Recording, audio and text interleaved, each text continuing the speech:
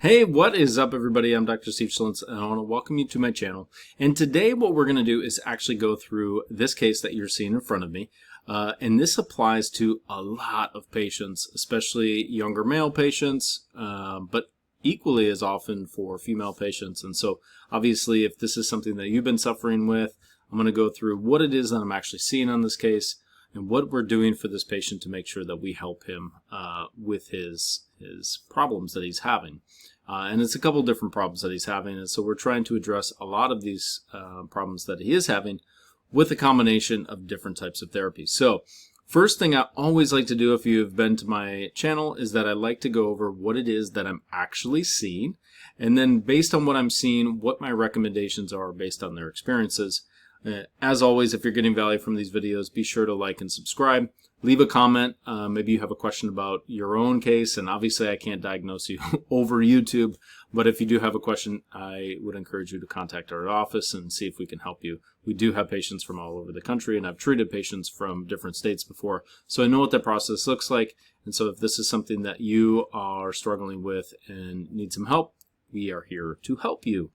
With that being said, let's dig into this actual case. And so as always, I'm going to look at the case with you. I'm going to kind of spin this model around. I'm going to show you what it is that I'm actually seeing and what this patient actually presented with, which was he has a very stubborn crown that breaks and comes off, and then we re-cement it and it comes off. And ultimately, after about 2 times of doing this, I said, okay, let's really get to the issue here. Why is this actually happening? And so we started to dig in a little bit about his symptoms, what he's experiencing. And he didn't have some of the traditional things that I associate with TMJ. So he didn't have, headaches per se, severe neck pain, but he was going through a lot of stress. And when I look at his teeth, it's very evident. This is a younger guy. He shouldn't have the amount of wear on his teeth that he does. So the first question you might be asking is, where do I see wear patterns and what am I looking for during the exam? So for me to do that, I'm actually going to show you a couple different ways to look at these images, and I'm going to drop the lower teeth out of the picture. Okay. The main teeth I look at almost immediately are canine teeth. Women, males, doesn't matter. I look at canines because canines tell me a story. And so the canine tooth is right here and right here. And we're going to specifically look at his right canine tooth, and I'm going to rotate the picture so that you can see it from the sides. And there's a very simple thing that I look at, and there's a very simple, almost like a catchphrase that I think of in my head. Nature doesn't like straight lines. And so whenever I see a straight line, that is usually a sign of pathology or parafunction, which are fancy names for disease. Okay, so when I look at this canine tooth, what you will notice is that there is a straight line right across. Now, think back to pictures of vampires and Buffy the Vampire Slayer, and you'll remember that vampires have very pointed canine teeth. Okay, and you too, most likely, when you had your canines first come in, they had a point to them. Now, canines are actually designed to do something very specific. When you move your jaw right and left, what will end up happening is that canine tooth will guide the other teeth out of the way. Same thing with your front teeth. They're longer for a reason. If you ever look at unworn teeth, your canine teeth in the front and your central incisors in the front are a little bit longer than your lateral incisors, which is this guy and this guy.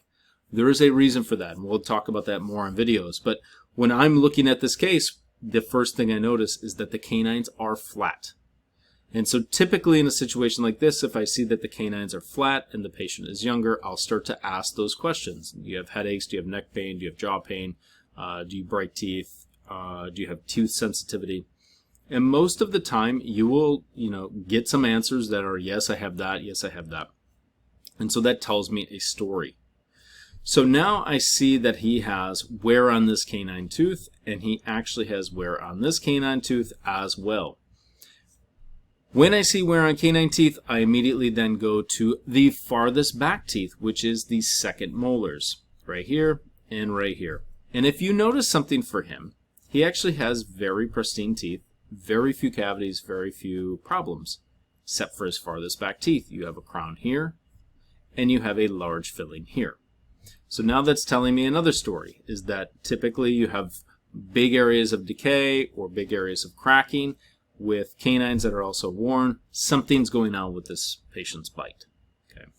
Then I look at the bottom teeth, and what I'll see is a very similar story. I will see wear on his lower front teeth. He has a wisdom tooth that's coming in. That's what you're seeing over here. But he has wear on his lower front teeth and severe crowding on his lower front teeth. And again, if you remember what I talked about, I'm going to look at that canine and see that his lower right canine has a flat edge. Nature does not like edges and straight lines, right? Same thing here. So we know a bite issue is going on. So as I talked to him, it became evident there's a bite issue going on. We looked at what I call the Doppler radar on the tooth. This is meant to show intensity of teeth contacts. Basically, how hard are you biting on certain teeth? This is not a perfect guide, but it gives me an idea of where the forces are going. And their forces are going on his back teeth. And he has forces that are not in the correct position on these lower front teeth. So all of that led to, we first need to get your teeth straight. Right? I cannot help you if we can't get these teeth straight. You're always going to have a problem with teeth breaking, chipping, because of the alignment of the teeth. And so if you look here and I go down onto the teeth themselves, that severe malalignment and crowding needs to be corrected in some way, regardless of anything else that I do. So that's step one. Step one is Invisalign. We go ahead and we correct all of this. Once that step is complete, what I'm going to try to do is get a better bite relationship for him. And what I mean by that is if I look at these contact points, I want contact points to be lighter and in specific spots. Sometimes we can get that accomplished with Invisalign. Sometimes we need further bite adjustments.